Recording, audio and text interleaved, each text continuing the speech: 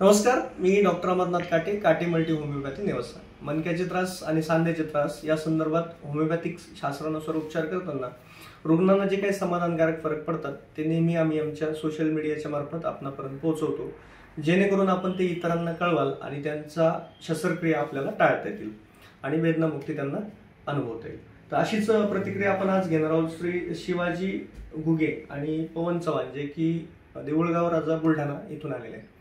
त्यांचे दोघांचे 3 महिन्याचे उपचार आतापर्यंत आपल्याकडे झालेला आहे. कमी अधिक प्रमाणात फरक त्यांना जाणवत आहे. तर त्यांना काय त्रास होता आणि काटे होमिओपॅथीचा काय अनुभव आला, आपण त्यांच्याशी चर्चा करूया. सर्वप्रथम घुगे सर, नमस्कार. नमस्कार. हां, काय होत होतं तुम्हाला? म्हणजे मला सुरुवातीला एव्हीएनचा जो त्रास होता की याच्यामध्ये आपलं संचित हॉस्पिटलला त्याचं निदान झालं आणि त्यानंतर की आपल्या इकडे आलो. बरं. म्हणजे चालत असताना जो लंगड्याचा त्रास व्हायचा, पुन्हा त्या खुब्यामध्ये पेन व्हायचं आणि चालताना तुम्हाला लंगडावं लागत होतं आणि मला असं वाटायला लागलं होतं की बा आता आपलं नेक्स्ट स्टेप कदाचित ऑपरेशन काय. परंतु ह्या आता जी ट्रीटमेंट 3 महिने झाली त्याच्यामध्ये मला लंगडण्याच्या त्रासामध्ये जवळपास 70% पर्यंत कमी, 65 ते 70% कमी जाणवते. बरोबर. आणि जे दुसरं त्यानंतर मध्ये उद्भवलेलं जे शोल्डरला थोडंसं पेन जाणवायला लागलं होतं, ते पेन सुद्धा शोल्डरचं म्हणजे जवळपास 80% पर्यंत कमी झालंय. बरोबर. आता ओव्हरऑल असं वाटतंय की बाबा आता ऑपरेशन टळण्याच्या स्टेजला आपण आहोत. म्हणजे तुम्हाला हे औषध उपचाराच्या नंतर जो काही फरक जाणवतो, त्याच्यामध्ये चालण्यामध्ये लंगडणं कमी झालं, तुमचा उजवा खांदा दुखायचा तो जवळजवळ 70-80% कमी झालाय. तर यामुळे तुम्हाला आशा निर्माण झाली की आपलं ऑपरेशन आता टळू शकतं. बरोबर, नक्कीच. तर असंच पवन चव्हाण त्यांच्या बरोबर आहेत, त्यांनाही एव्हीएनचाच त्रास होता. तुम्हाला काय वाटलं या उपचारानंतर? मला 3 महिन्यात आता 50-60% आराम पडला. बर बर. पहिले लंगडायचो मी एक साईड असं, ते लंगडायचं कमी झालं आता माझं. बरोबर. आणि हातपायाला दिवसभर मुंग्या यायच्या, म्हणजे आग व्हायची, ती आता आग कमी झाली, फक्त संध्याकाळी टायमाला आग होती. बरोबर. म्हणजे तुमचे अजूनही उपचार चालू आहेत. घुगे साहेबांपेक्षा थोडस तुम्हाला उपचार थोडे दिवस जास्त लागणार आहेत, पण तुम्हाला ती तीव्रता कमी होताना दिसते. हा, दिसते. बरोबर. मग तुम्ही काय सांगाल? वगैरे पडणं ते कमी झालं आता सगळं. बरोबर. मग हे उपचार लागू होत आहेत तुम्हाला याची खात्री वाटते? हा, आता 3ऱ्या महिन्यानंतर रिझल्ट वाटू लागला. बरोबर. घुगे साहेब, काय वाटतं, हे औषधं तुम्हाला किती प्रमाणात ऑपरेशन टाळण्यामध्ये सक्सेसफुल वाटतं? म्हणजे आता या सुरुवातीपासून आतापर्यंत जे रिझल्ट आले प्रत्येक महिन्यामध्ये त्याचा बदल जाणवतो. बरोबर. आता राहिले 1 महिना समजा, महिना पूर्ण होईपर्यंत मला असं वाटतं की आपण 100% ऑपरेशन आपलं टळू शकतं. बरोबर. आता ह्या वाटायला बरोबर आहे.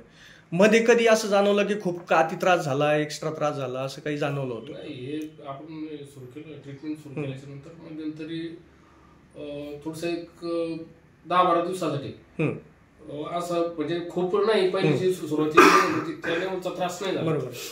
म्हणजे एकदम त्यात मग पण एकदम अशी पहिल्या सुरुवातीसारखी कंडिशन झाली असं कधी नाही. पुन्हा त्या लेवलची सुरुवातीला मी एंट्री केली होती, ज्या पद्धतीने चालत पेन होत होता त्या स्टेजला नाही.